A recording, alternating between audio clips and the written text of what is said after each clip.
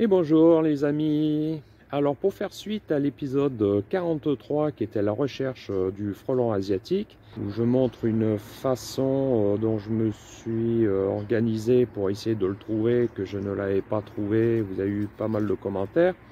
Et bien en fin de compte j'ai fini par le trouver, enfin du moins à trouver son emplacement, parce que le nid a été entre temps détérioré, il a été enlevé. Voilà.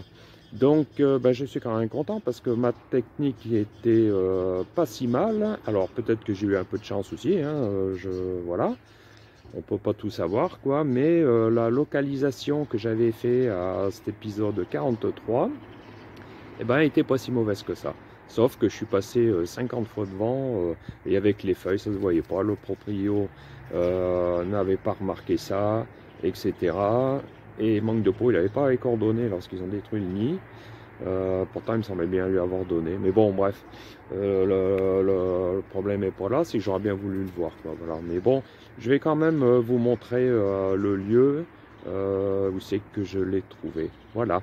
Avant tout, je fais un petit cas récapitulatif de l'épisode 43. Je ne vais pas vous le remettre en entier, évidemment. Je fais juste une petite synthèse de l'épisode 43.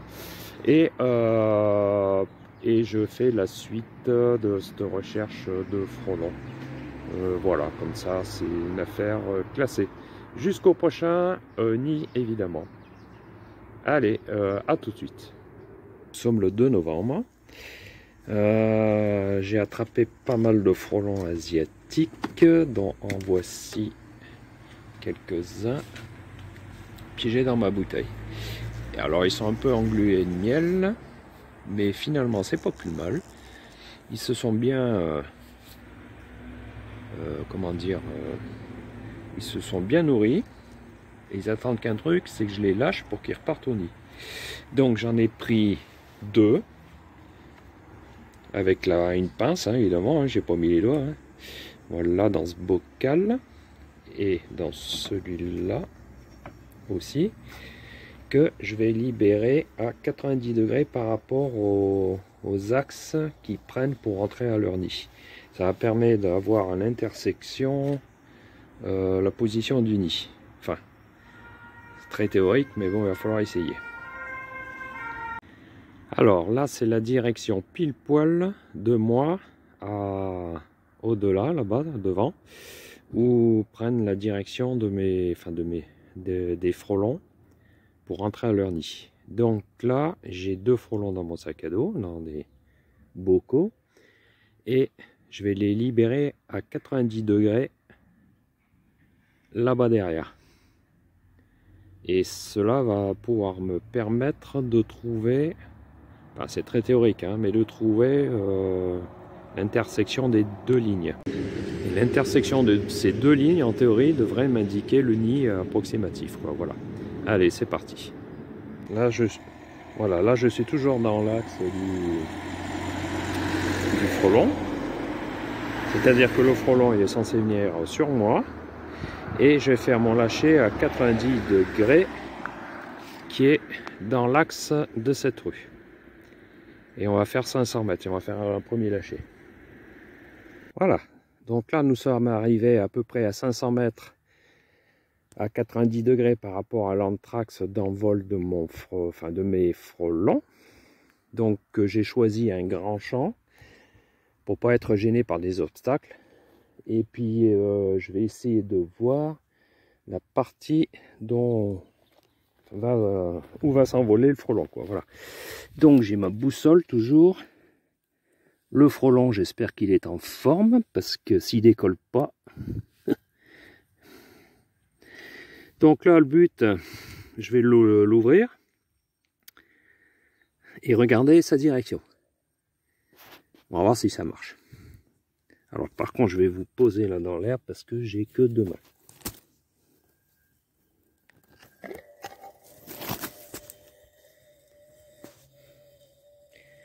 Il a l'air en forme, hein.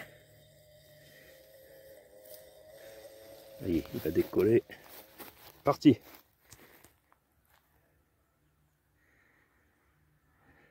Alors est-ce qu'il va au nid? Ou est-ce qu'il part chasser? Il est en train de chercher son cap, quoi. Bon, je l'ai perdu. Alors, ce que je vais faire, c'est que sur ma boussole, je vais mettre la direction qu'il a pris. Voilà, on va voir parce qu'il a tourné un peu à droite. Alors, le deuxième frelon, je vais le lâcher certainement à 90 degrés, quoi. Voilà. Bon, on va faire le dernier lâcher. J'espère qu'il est un peu en forme.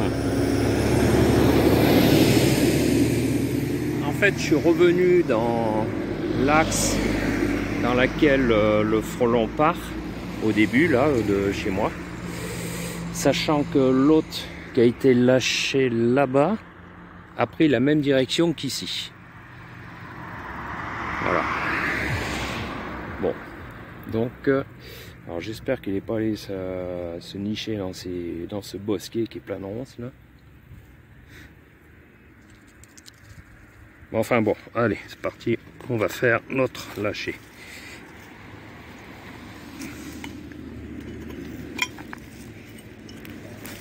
Voilà, et il va où? Il va pas loin lui. Il est là. Bon, il a un peu du mal à voler quoi, hein. Merde, il est un peu englué.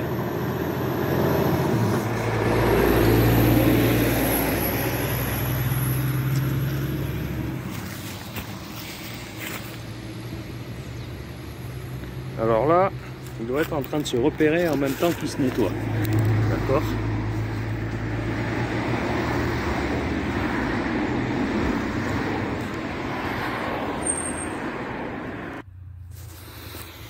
Allez, troisième lâcher. Alors celui-ci, c'est curieux, il est tout petit lui. Alors qu'est-ce que ça peut vouloir dire? La consanguinité, un mâle. Bon, il a l'air à la meilleure forme. Donc ça c'est le troisième, sachant que le deuxième, bah, il était trop englué. Il a tourné en rond, il a réussi à décoller, il s'est posé sur en haut d'un platane où il n'y a rien du tout pour se nettoyer et du coup, bah, allez, on va procéder.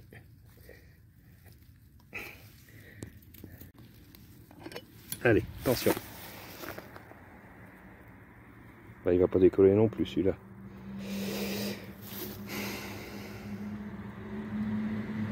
Oh ouais, ça marche pas ça. Putain, il me fait chier la saucisse moi avec un frelon qui vole plus après. Je les capture et au moment de les lâcher, ils volent plus. Et moi j'aurais voulu qu'ils volent.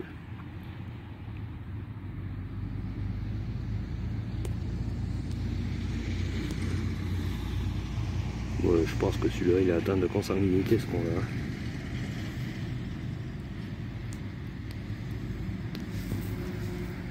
Voilà, donc j'ai fait ce troisième lâcher, tant bien que mal en récupérant un autre frelon un peu en meilleure santé, ce qui m'a permis de faire un troisième donc lâcher à proximité et donc j'ai à peu près localisé où se situe le nid, à l'intersection des trois axes de direction de vol de part et d'autre, voilà.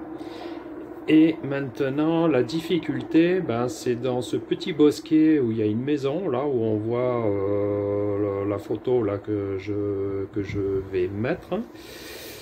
Sauf que les gens ne sont pas là pour l'instant et je ne peux pas rentrer chez eux, quoi. Alors je reste un peu sur ma faim.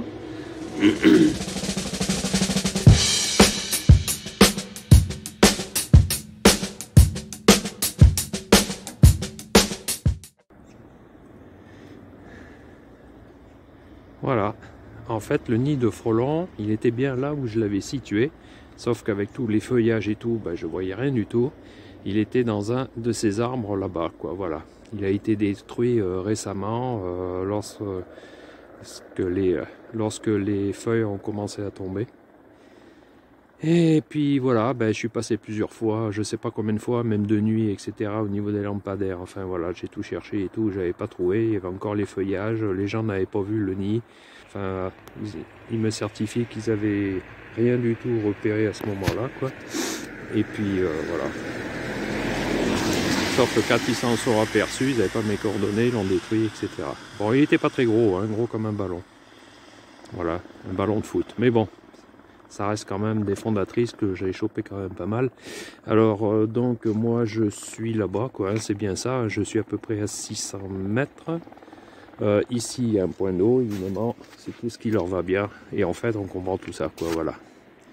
Bon, ben écoutez, voilà, j'avais repéré mais je ne l'avais pas trouvé.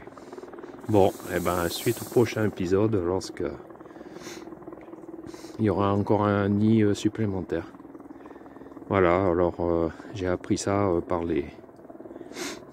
leurs voisins, quoi, et en fait il était par là. Alors celui de gauche, celui de droite ou celui-là, je sais pas, j'ai pas compris exactement lequel c'était. Celui-là je pense pas parce que celui-là on le voyait bien, mais là-bas au fond on voyait pas bien. Voilà, donc c'est une technique qui marche quand même pas mal. À voir pour les prochains nids. Et voilà, donc cet épisode il se termine. Je vous dis à bientôt pour de prochaines aventures. Voilà. C'est une technique que je vais me mettre de côté, que j'utiliserai pour la prochaine fois, quoi. Enfin, j'espère ne pas l'utiliser de nouveau, mais bon, voilà. Allez, je vous souhaite de bonnes fêtes de fin d'année et puis une bonne année 2023 avec un bon hivernage et une nouvelle saison apicole où nous allons nous suivre régulièrement. Voilà, allez, au revoir.